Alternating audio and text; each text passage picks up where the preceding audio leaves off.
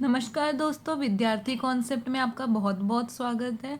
I hope आप सब बहुत अच्छे से होंगे। और सबसे पहले तो आपको हैप्पी इंडिपेंडेंस डे। ये दिन बहुत ही इम्पोर्टेंट महत्वपूर्ण दिवस है भारतीय इतिहास में। इस दिन अंग्रेज जो है भारत छोड़ करके गए थे और भारत आज़ाद हो गया था। तो ये आज़ादी जो है हमें हर चीज़ में मिली थी। हमें अपने अधिकार के लिए आज़ादी मिली थी, हमें अंग्रेज़ों से आज़ादी मिली थी, हमें जो एक गुलामी थी, जो सालों से गुलामी में भारत जी रहा था, उससे हमें आज़ादी मिल गई थी। तो आई होप आप सब ने ये दिन को बहुत ही अच्छे से सेलिब्रेट किया होगा। तो आज हम आपके लिए लाए हैं बहुत ही इम्पॉर्टेंट टॉपिक्स दोस्तों। हम जनरल अवेयरनेस के टॉपिक्स पे आज बात करेंगे और इसमें हम क्वेश्चंस डिस्कस करेंगे जो कि आपके सारे एग्ज़ाम, सारे कॉम्पिटिटिव एग्ज़ाम जैसे कि DSSB, UPSI, UPSSC, BPSC और सारे एग्ज़ाम्स के लिए बहुत ही इम्पॉर्टेंट है ये। तो आइए क्वेश्चंस देख लेते हैं। तो क्वेश्चन नंबर 1 बोल रहा है कि which of the following place is known as jewel in the crown of Kashmir. तो किसको कहा जाता है कि ये कश्मीर का ज्वेल है, कश्मीर का जो एक क्राउन है उसका ज्वेल है, उसको ये चीज़ किसे कहा जाता है। ऑप्शंस हैं Kashmir valley, option B Vaishno Devi, option C Dal lake या ऑप्शन डी शालीमार बाग।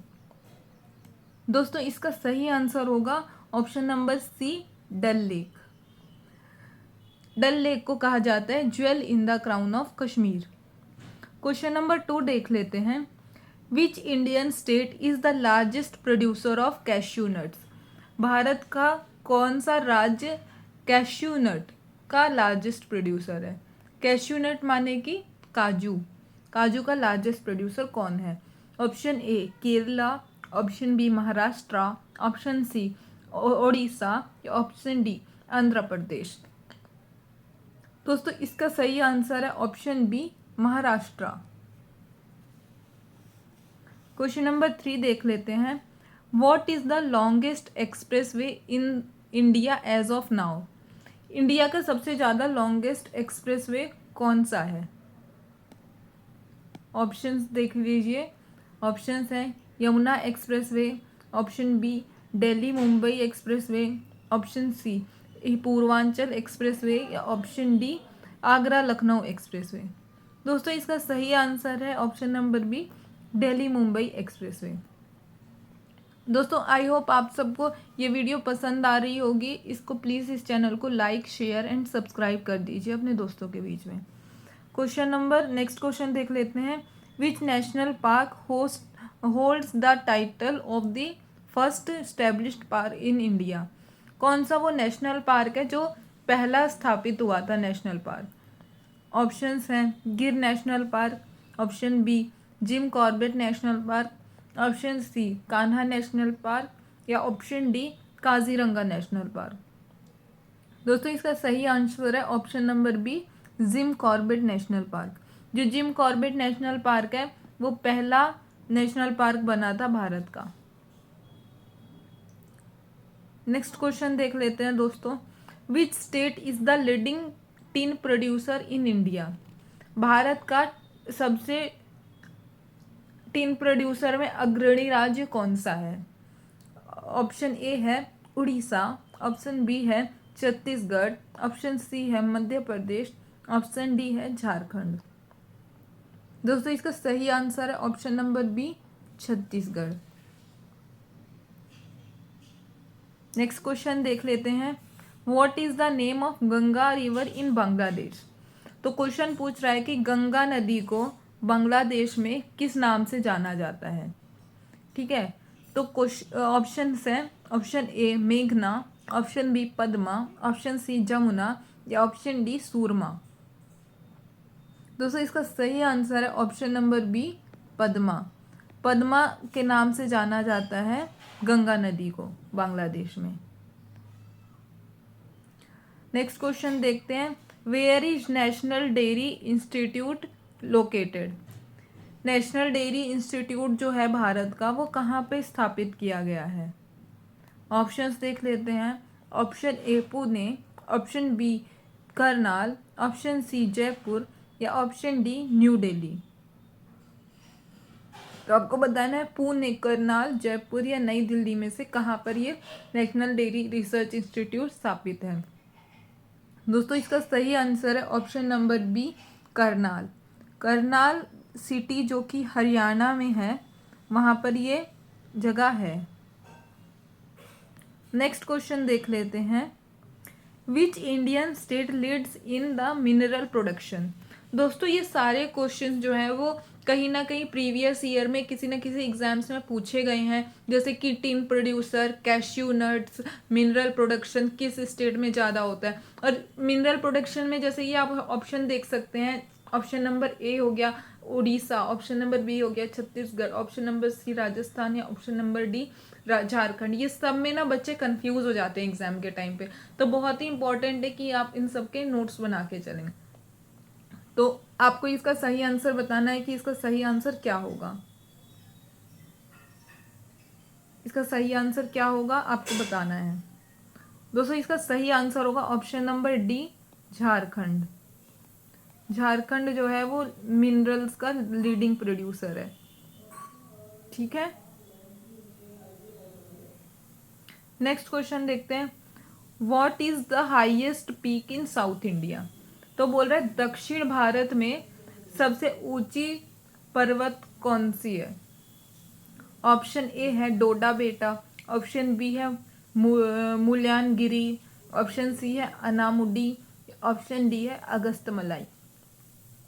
तो दोस्तों इसका सही आंसर है ऑप्शन नंबर सी, अनामुडी।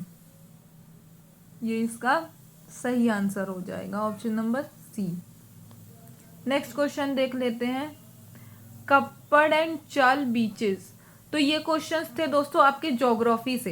ये जो क्वेश्चंस थे ऊपर वाले ये थे सब ज्योग्राफी से। अब जो यहाँ से क्वेश्चन शुरू हो रहा है ये आपका इन्वायरमेंट है।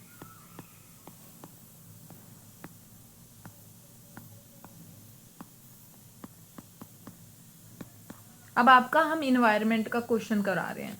तो इन्वायरमेंट के क्वेश्चंस बेसिकली क्या होते हैं, करंट अफेयर बेस्ड होते हैं, और करंट अफेयर्स का बहुत ही ज़्यादा इंपॉर्टेंट रोल होता है इन्वायरमेंट के क्वेश्चंस में। तो क्वेश्चन देख लेते हैं। Kappad and Chal beaches of which Indian state received blue flag certification. पूछ रहा है कप्पड़ और चल जो बीचेस हैं वो किस स्टेट में हैं जिनको ब्लू फ्लैग सर्टिफिकेशन मिला है।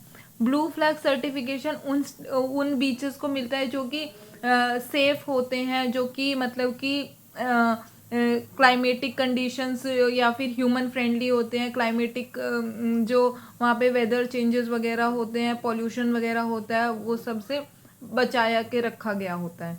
तो ऑप्शन देख लेते हैं। ए ऑप्शन है केरला, ऑप्शन बी है गोवा, ऑप्शन सी है उड़ीसा या ऑप्शन डी है तमिलनाडु। दोस्तों इसका सही आंसर जो है वो है ऑप्शन नंबर ए, केरला। केरला को जो है ब्लू फ्लैग सर्टिफिकेशन मिला है। केरला के कप्पड़ और चल बीचेस को ब्लू फ्लैग सर्टिफिकेशन मिला है। नेक्स्ट क्वेश्चन देख लेते हैं। Which country has declared bald eagle as its national bird. तो कौन सी देश ने जो है ब्लैड ईगल को अपना राष्ट्रीय पक्षी बनाया है। राष्ट्रीय पक्षी मतलब कि जैसे हमारा राष्ट्रीय पक्षी है मोर, तो वैसे ही किस कंट्री ने अपना राष्ट्रीय पक्षी ब्लैड ईगल को बनाया है। ऑप्शन ए है जर्मनी, ऑप्शन बी है यूनाइटेड स्टेट्स, ऑप्शन सी है ऑस्ट्रेलिया या ऑप्शन डी है कनाडा। तो दोस्तों इसका सही आंसर हो जाएगा option number B, United States of America. कौन सा हो जाएगा, option B, United States of America. Next question देख लेते हैं। Which state recorded the highest number of vultures as per latest census. तो किस स्टेट में जो है सबसे ज़्यादा जो लार्जेस्ट नंबर ऑफ वल्चर्स मतलब कि गिद्ध सेंसस में आए हैं। ऑप्शंस हैं A option Gujarat, B option Rajasthan, C option Uttar Pradesh या डी ऑप्शन मध्य प्रदेश। तो दोस्तों इसका सही आंसर हो जाएगा ऑप्शन डी, मध्य प्रदेश। मध्य प्रदेश में जो है लार्जेस्ट नंबर ऑफ वल्चर्स आए हैं सेंसस के हिसाब से। नेक्स्ट क्वेश्चन देखते हैं, विच location was recently declared Gujarat first biodiversity heritage site. तो ये बहुत ही ज़्यादा इम्पोर्टेंट क्वेश्चन हो जाता है कि गुजरात का जो है पहला बायोडाइवर्सिटी हेरिटेज साइट कौन सा बना है अभी रिसेंट में। तो ऑप्शन ए है blackbuck national park, option B है Gir national park, option C है गुनेरी इनलैंड मैनग्रोव्स, या ऑप्शन डी है नल सरोवर लेक। तो दोस्तों इसका सही आंसर हो जाएगा option C Guneri inland mangroves. ये इसका सही आंसर हो जाएगा गुनेरी इनलैंड मैनग्रोव्स। दोस्तों आई होप जो ये क्वेश्चंस है वो आपको अच्छे से समझ में आ रहे होंगे और आप उनका नोट्स भी बना रहे होंगे, क्योंकि ये क्वेश्चंस प्रीवियसली किसी ना किसी एग्जाम में पूछे जा चुके हैं, तो आपको इन्हें इग्नोर नहीं करना है। ये देखिए, ये बहुत ही इंपॉर्टेंट क्वेश्चन आ जाता है, which among the following COP summit initiated the concept of carbon credit. तो जो कार्बन क्रेडिट जो कॉन्सेप्ट है वो कौन से कॉप समिट में इनिशिएट किया गया था, कौन से कॉप समिट में इसके बारे में बात की गई थी। ऑप्शन ए है क्योटो प्रोटोकॉल, ऑप्शन बी है रियो प्रोटोकॉल, ऑप्शन सी है पेरिस समिट, या ऑप्शन डी है ऑल ऑफ दीज। तो दोस्तों इसका सही आंसर हो जाएगा ऑप्शन ए क्योटो प्रोटोकॉल। क्या हो जाएगा इसका सही आंसर, ऑप्शन नंबर ए क्योटो प्रोटोकॉल। तो बाकी हम बात कर लेते हैं क्योटो प्रोटोकॉल के अलावा ये जो रियो प्रोटोकॉल है ये हुआ था 1992 में, आपको ईयर भी याद होना चाहिए। और उसके अलावा पेरिस समिट की हम बात करते हैं तो पेरिस समिट जो है वो क्लाइमेट चेंज से रिलेटेड है। किस चीज़ से रिलेटेड है, क्लाइमेट चेंज।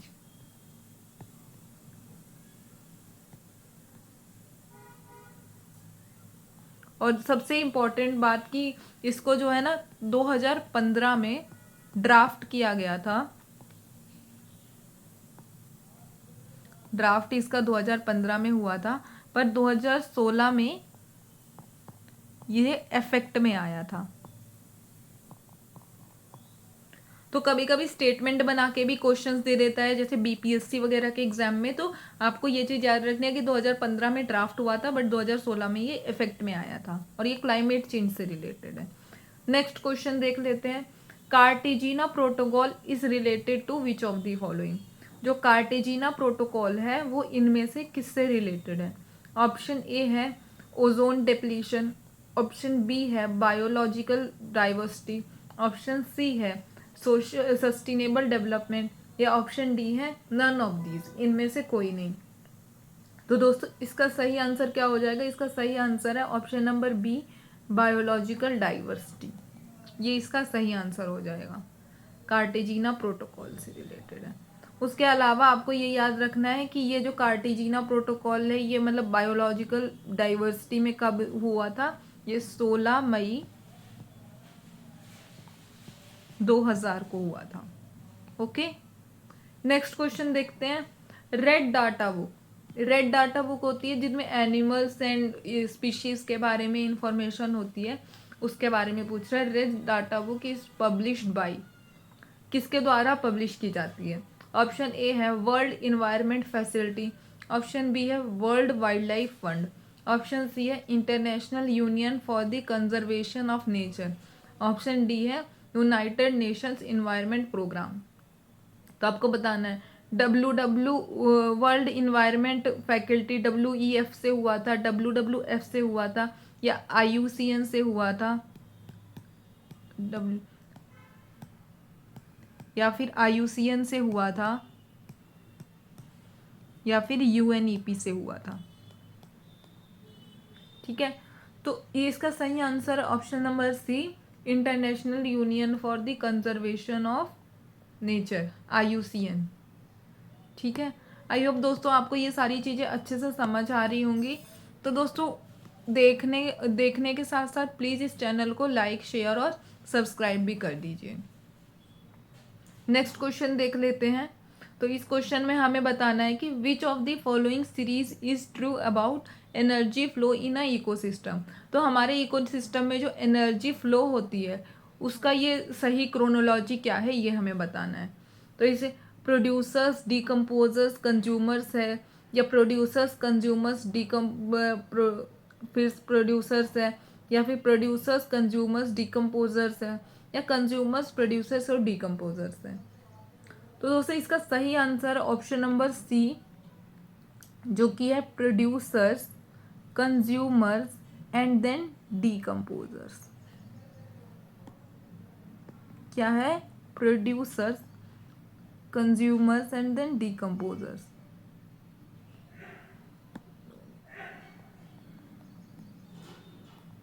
ये सही है। नेक्स्ट क्वेश्चन देख लेते हैं। यह है क्वेश्चन नंबर 18 हमारा। Whom among the following define the term biodiversity hotspots? तो ये जो बायोडाइवर्सिटी हॉटस्पॉट्स है ये किसने नाम दिया था, ये शब्द को किसने डिफाइन किया था पहली बार? ऑप्शन ए है जॉन सिल्क, ऑप्शन बी है चार्ल्स एडम्स, ऑप्शन सी है नॉर्मन मायर्स, ऑप्शन डी है वार्डर एली। तो दोस्तों इसका सही आंसर हो जाएगा option number C, Norman Myers. दोस्तों आई होप आपको ये सब कुछ अच्छे से समझ आ रहा होगा एंड आप चैनल को लाइक, शेयर एंड सब्सक्राइब भी कर देंगे।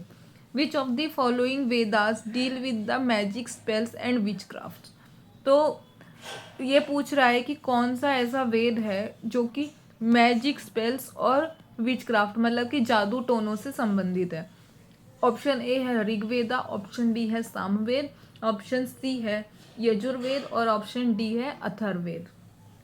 दोस्तों जादू टोने और विचक्राफ्ट से जो संबंधित है वो है अथर्ववेद हमारा,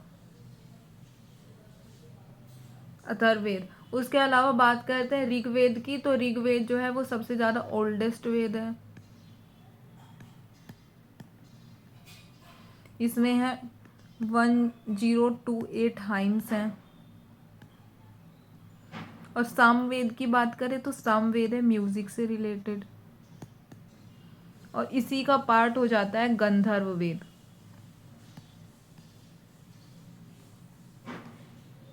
गंधर्व वेद जो है वो सामवेद के अंदर आता है। यजुर्वेद की बात करें तो सबसे ज़्यादा सेक्रीफाइसल जो प्रेयर्स हैं वो यजुर्वेद में लिखी हुई हैं। दोस्तों नेक्स्ट, ये तो दोस्तों यहाँ तक हमारा इन्वायरमेंट का पार्ट था। अब यहाँ वेदास से हमारा शुरू हो गया है हिस्ट्री। तो हम कोशिश करते हैं दोस्तों आपके लिए इस तरह से क्वेश्चंस लाने की कि आपका जो इन्वायरमेंट, पॉलिटी, हिस्ट्री सब कुछ थोड़ा थोड़ा कवर होता रहे, क्योंकि क्वेश्चंस उसी हिसाब से आते हैं ताकि हम रोज जो है सारे टॉपिक्स और सारे सब्जेक्ट की प्रैक्टिस करते रहें। अब देखिए नेक्स्ट क्वेश्चन देखते हैं हम। Later Vedic age means the age of compilation of. जो लेटर वैदिक एज है वो किसका कंपाइलेशन है? ऑप्शन ए है संवितास, ऑप्शन बी है ब्राह्मण्स, ऑप्शन सी है आर्यनक्स, या ऑप्शन डी है ऑल ऑफ दी अबव। तो दोस्तों इसका सही आंसर है option number D, all of the above. ये इसका सही आंसर है। नेक्स्ट क्वेश्चन देखते हैं। Indus valley civilisation can be said to belong the. तो इंडस वैली सिविलाइजेशन को किसका पार्ट माना गया है, कहाँ पे ये बिलोंग करती है? ऑप्शन ए है पैलोलिथिक एज, ऑप्शन बी है प्रीमिटिव एज, ऑप्शन सी है नियोलिथिक एज और ऑप्शन डी है चाल्कोलिथिक एज। इसका सही आंसर जो है वो है option number D, Chalcolithic age. ये इसका सही आंसर है। नेक्स्ट क्वेश्चन देख लेते हैं हिस्ट्री का। The most common animal found in all the Harappan sites. तो हड़प्पन साइट में वो कौन सा जानवर था जो कि सबसे ज़्यादा जिसका वो पाया गया, जैसे कि सील्स में, फिगर्स में, पेंटिंग्स में कौन सा जानवर सबसे ज़्यादा पाया गया है? तो ऑप्शन ए है यूनिकॉर्न बुल, ऑप्शन बी है काव, ऑप्शन सी है बुल और ऑप्शन डी है टाइगर। इसका सही आंसर है option number A, unicorn bull. ये इसका सही आंसर है। नेक्स्ट क्वेश्चन देखते हैं, which of the following Harappan sites has a suppose dockyard been found. तो ऐसी कौन सी हड़प्पन साइट है जहाँ पर जो है डॉकयार्ड फाउंड है। तो डॉकयार्ड मतलब कि जहाँ पे शिप्स वगैरह नाव वगैरह रखे जाते हों वो सब। ऑप्शन ए है कालीबंगन, ऑप्शन बी है लोथल, ऑप्शन सी है सुक्ता गेंडोर, ऑप्शन डी है सोताकोली। तो इसका सही आंसर है ऑप्शन नंबर बी लोथल। ये इसका सही आंसर हो जाता है। नेक्स्ट क्वेश्चन देख लेते हैं हम, क्वेश्चन नंबर 24। अब यहाँ से हमारा शुरू हो गया है polity.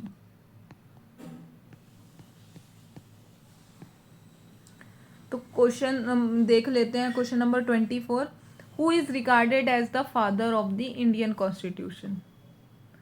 Father of Indian constitution किसे कहा जाता है। ऑप्शन ए है जवाहरलाल नेहरू, ऑप्शन बी है भीमराव अंबेडकर, ऑप्शन सी है महात्मा गांधी या ऑप्शन डी है सरदार पटेल। तो इसका सही आंसर है option number B Bhimrao Ambedkar. Question number 25 देख लेते हैं, the preamble of the Indian constitution is based on the which historic document.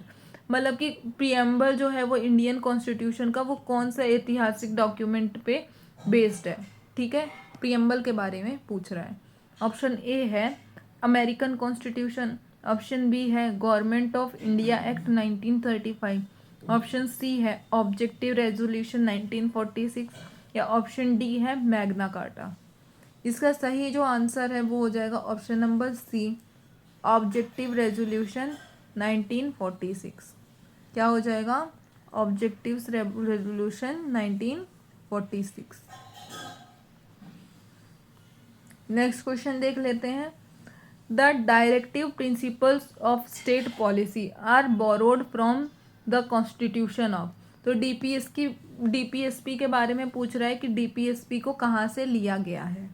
Option A है यूएस से, ऑप्शन बी है यूके, ऑप्शन सी है आयरलैंड या ऑप्शन डी है कनाडा। तो दोस्तों इसका जो सही आंसर है वो है ऑप्शन नंबर सी आयरलैंड। ये इसका सही आंसर हो जाएगा। नेक्स्ट क्वेश्चन देख लेते हैं, which article of the Indian constitution deal with the abolition of untouchability.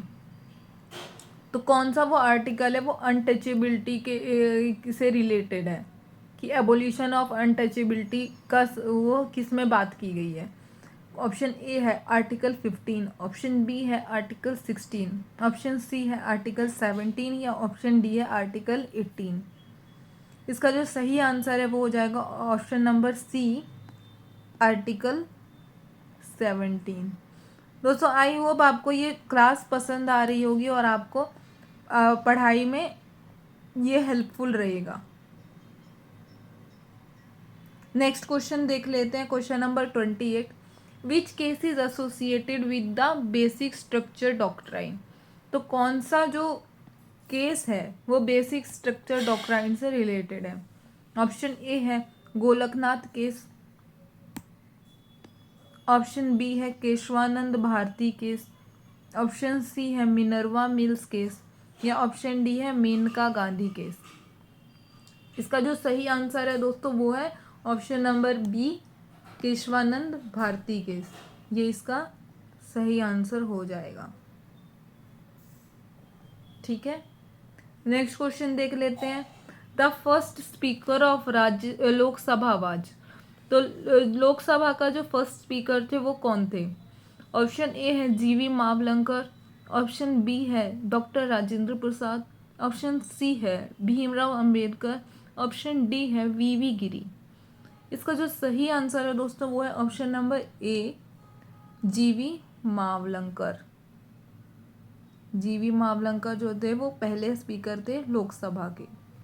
ठीक है, नेक्स्ट क्वेश्चन देखते हैं, क्वेश्चन नंबर 30। तो दोस्तों ये बोल रहा है कि supreme court of India was established इन। तो सुप्रीम कोर्ट जो इंडिया का था वो कब स्टैब्लिश हुआ था, कब स्थापित हुआ था। ठीक है, ऑप्शन ए है 1947, ऑप्शन बी है 1952, ऑप्शन सी है 1950 या ऑप्शन डी है 1961। इसका जो सही आंसर हो जाएगा वो हो जाएगा ऑप्शन नंबर सी 1950।